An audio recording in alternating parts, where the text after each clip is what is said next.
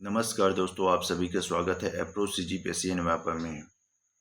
आज बहुत important topic है भारत के पड़ोसी देश और सीमा रेखाएं कैसे कैसे फॉर्मेशन हुआ है, उसके बारे में हम डिटेल से जानेंगे। तो सबसे पहली बात, अगर आप इस चैनल पर नए हैं तो प्लीज़ इस चैनल को सब्सक्राइब करें और वीडियो को लाइक करना बिल्कुल ना भूलें।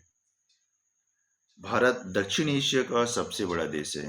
अगर एशिया की बात किया जाए, ये टोटल एशिया, उसमें साउथ पार्ट में जो है इंडिया आता है। साउथ पार्ट में जो है इंडिया सबसे बड़ा देश माना जाता है, जो भौगोलिक, राजनीतिक और सांस्कृतिक दृष्टि से अत्यंत महत्वपूर्ण है।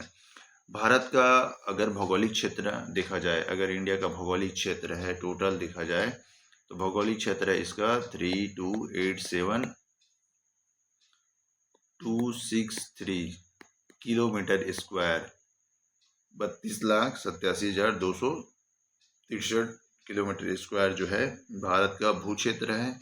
यह दुनिया का 7वें नंबर का सबसे बड़ा देश है। भारत की स्थलीय सीमा, इसकी स्थलीय सीमा की लंबाई अगर देखा जाए, भारत की स्थलीय सीमा की लंबाई, तो यह है 15,106 किलोमीटर। और अगर इसकी समुद्री सीमा के बारे में बात किया जाए तो यह है टोटल 7,516 किलोमीटर। भारत की सीमाएं 7 देशों के साथ सीधी लगती हैं और 2 देश अफगानिस्तान और चीन के नियंत्रण वाले तिब्बती क्षेत्र के साथ अप्रत्यक्ष या विवादित संबंध रखते हैं। अब भारत के कौन कौन से पड़ोसी देश हैं जिसके साथ इसकी सीमाएं डायरेक्ट लगती हैं, उसको देखते हैं। तो सबसे पहला है पाकिस्तान।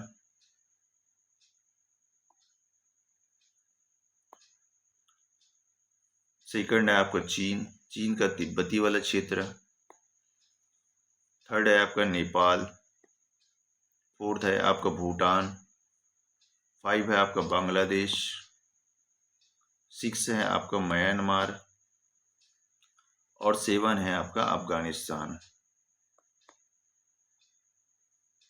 और इसके साथ ही साथ समुद्री क्षेत्र के साथ पड़ोसी देश हैं, तो आपका है श्रीलंका और मालदीव। यहाँ पे है मालदीव। तो ये जो देश हैं भारत के साथ पड़ोसी सीमाएं बनाती हैं। अब स्टेप बाय स्टेप देखते हैं पड़ोसी राज्य कैसे इसके साथ कैसे कौन कौन से बाउंड्री लाइन बनाते हैं, नियंत्रण रेखा क्या है और कितनी लंबाई है लगभग। तो सबसे पहली बात पाकिस्तान भारत और पाकिस्तान के साथ इसकी जो सीमा रेखा है,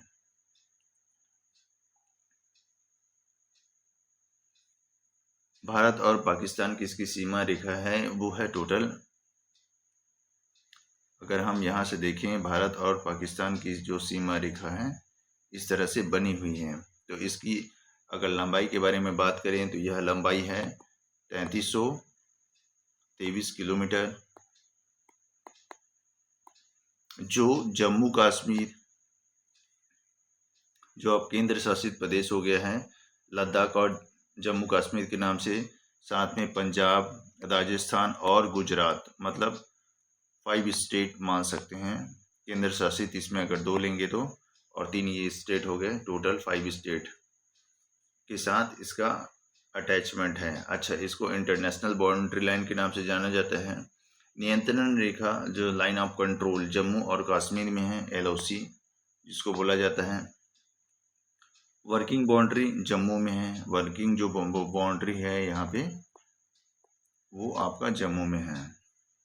यह सीमा जो बनाया गया था वो कब बनाया गया था? 1947 में बनाया गया था,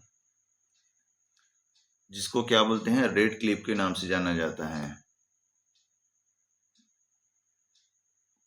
क्लिफ के नाम से जाना जाता है। सबसे प्रसिद्ध इसमें है वाघा बॉर्डर, जहाँ पे पंजाब में है वाघा बॉर्डर। यह सीमा भारत की सुरक्षा, आतंकवाद और तस्करी की दृष्टि से संवेदनशील माना जाता है। तो ये बहुत इंपॉर्टेंट है, यहाँ से क्वेश्चन पूछ दिया जाता है। रेड क्लिफ के बारे में खास करके सबसे ज़्यादा क्वेश्चन पूछा जाता है। सेकंड बाउंड्री देखते हैं भारत और चीन के साथ। भारत और चीन के साथ जब भी हम सेकंड बाउंड्री के बारे में बात करेंगे तो ये है भारत, इंडिया और ये है चाइना।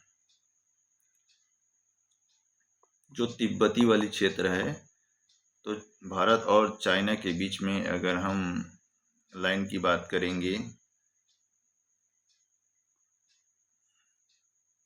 तो इस तरह से कुछ बनेगा डायग्राम।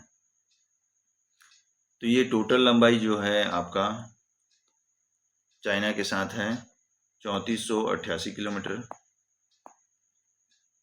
जो जम्मू कश्मीर और लद्दाख, जम्मू कश्मीर हो गया और लद्दाख के साथ मिलती है, हिमाचल प्रदेश के साथ मिलती है, उत्तराखंड के साथ मिलती है, सिक्किम के साथ मिलती है और आपके अरुणाचल प्रदेश के साथ मिलती है। तो टोटल हो गया 1 2 3 4 5 6 स्टेट के साथ चाइना और इंडिया की बाउंड्री मिलती है, जो LAC कहलाता है, लाइन ऑफ एक्चुअल कंट्रोल के नाम से जाना जाता है। भारत और चीन की सीमा पूरी तरह से परिभाषित नहीं है, कई हिस्से विवादित हैं।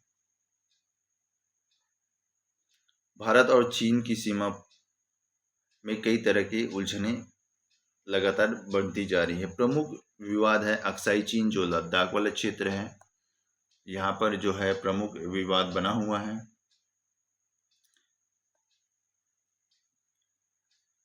नाइनटीन 1962 का भारत चीन युद्ध इस सीमा का परिणाम है। जो 1962 वार हुआ था इंडिया और चाइना के बीच में। प्रमुख दर्रे हैं जैसे नाथुला जो है सिक्किम में है,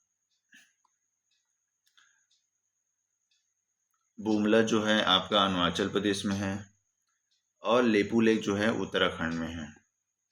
जो प्रमुख दर्रे हैं जो आवागमन के लिए बहुत हेल्प करते हैं। भारत और नेपाल की सीमा के बारे में देखते हैं। भारत और नेपाल जो थर्ड नंबर में है, तो ये है भारत और नेपाल का जो सीमा लाइन है ये।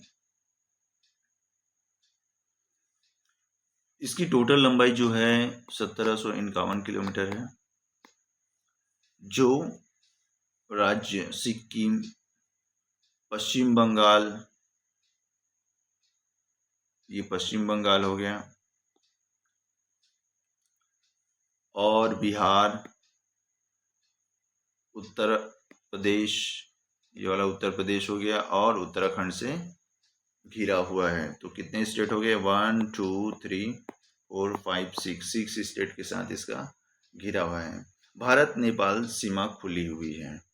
यहाँ दोनों देश के नागरिक बिना वीजा के आवागमन कर सकते हैं। सांस्कृतिक, धार्मिक और ऐतिहासिक संबंध गहरे हैं। सीमा विवाद में है इसमें जो काला पानी वाला क्षेत्र है, यहाँ पे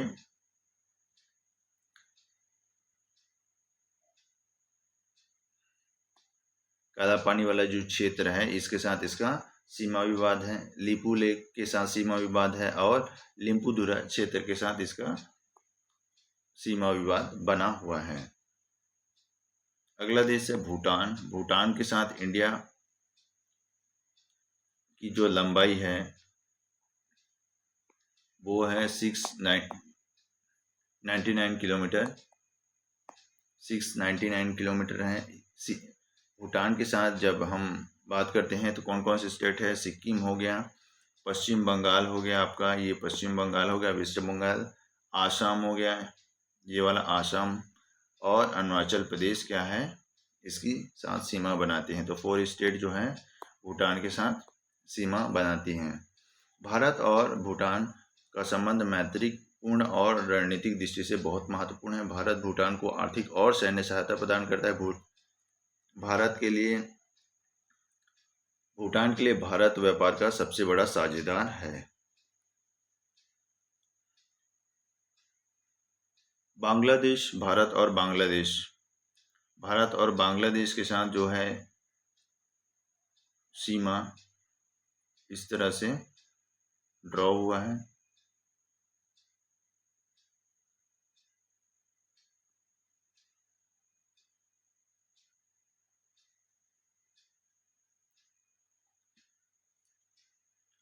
ये टोटल लंबाई है भारत और बांग्लादेश के बीच में 4096 किलोमीटर है, जो सबसे बड़ी सीमा लंबाई है। भारत की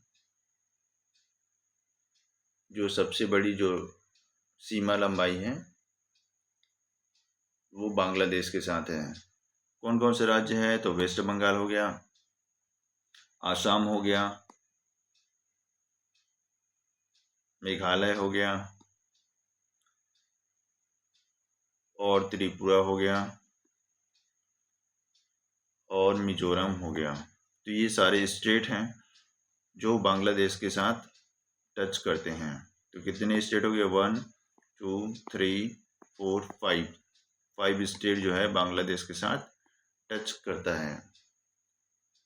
थोड़ी लाइन इधर उधर हो गई है, पर बांग्लादेश का हम पार्ट ले सकते हैं पर दे नहीं सकते हैं।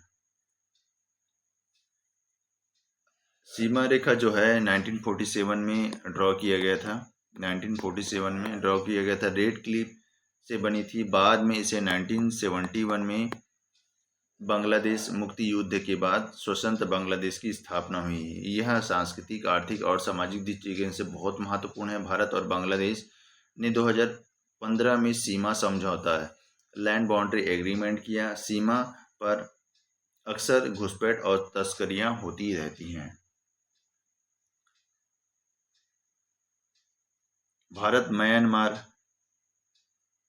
भारत और म्यांमार के साथ इसका कनेक्शन है, सीमा जो बनी हुई है। तो भारत और म्यांमार के बीच में अगर हम सीमा को ड्रॉ करते हैं तो ये है, अरुणाचल प्रदेश से स्टार्ट होता है और यहाँ तक म्यांमार तक आता है। तो इसकी टोटल लंबाई जो है 1643 किलोमीटर है। अरुणाचल प्रदेश, नागालैंड, मणिपुर और आपका है मिजोरम, यहाँ पे है मिजोरम। तो ये 4 स्टेट हैं जो अरुणाचल प्रदेश के साथ डायरेक्ट लैंड बाउंड्री बनाते हैं। यह सीमा भारत की उत्तर पूर्वी राज्यों के लिए अत्यंत रणनीतिक माना जाता है। यहाँ फ्री मूवमेंट रेजिमेंट होता है। फ्री मूवमेंट जो रेजिमेंट होता है, तो यहाँ के लोग यहाँ 16 किलोमीटर तक अंदर जा सकते हैं और यहाँ के लोग भी यहाँ तक 16 किलोमीटर तक अंदर जा सकते हैं। इसी को बोला जाता है फ्री मूवमेंट रेजिमेंट, जिसमें सीमावर्ती जनजाति 16 किलोमीटर तक बिना वीज़ा के आ जा सकते हैं। सीमा पर उग्रवाद और ड्रग्स तस्करी यहाँ पे बहुत ज़्यादा होती है।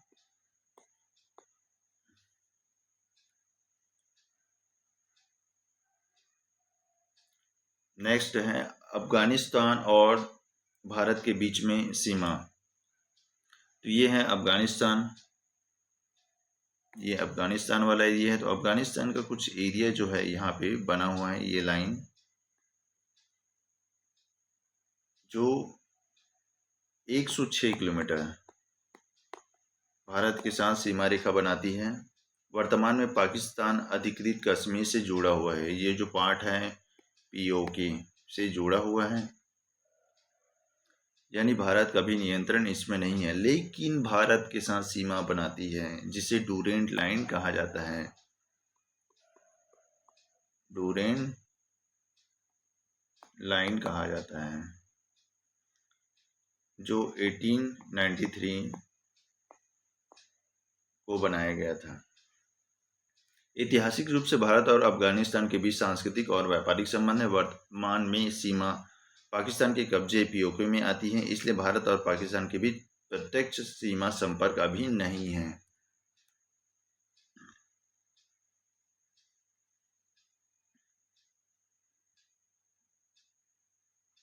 भारत और श्रीलंका के साथ इसका समुद्री सीमा है जो भारत और श्रीलंका के साथ बना हुआ है, यह 100 किलोमीटर के आसपास का है।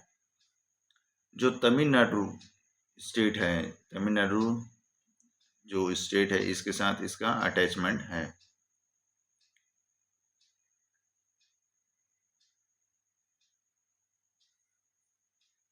भारत और श्रीलंका के बीच समुद्र में पाक जल डमरू यहाँ पे है, पाक स्टेट है ना, पाक जल डमरू है, और मन्नार की खाड़ी यहीं पे है, मन्नार की खाड़ी, जो दोनों यहीं पे दिखते हैं। ये यहाँ पे ये पाक स्टेट हो गया, मन्नार की खाड़ी हो गया, और आदम का पुल जिसको राम सेतु कहा जाता है, ये हमारा है, राम सेतु के नाम से जाना जाता है। भारत श्रीलंका सांस्कृतिक, धार्मिक और राजनीतिक दृष्टि से बहुत इम्पोर्टेंट माना जाता है।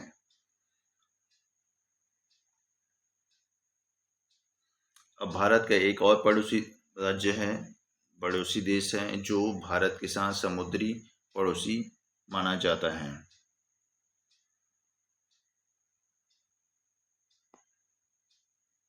ये है आपका मालदीव, इंडिया के साथ इसका पड़ोसी राज्य है। इसकी लगभग समुद्री क्षेत्र है 700 किलोमीटर। मालदीव हिंद महासागर में भारत के एक प्रमुख पड़ोसी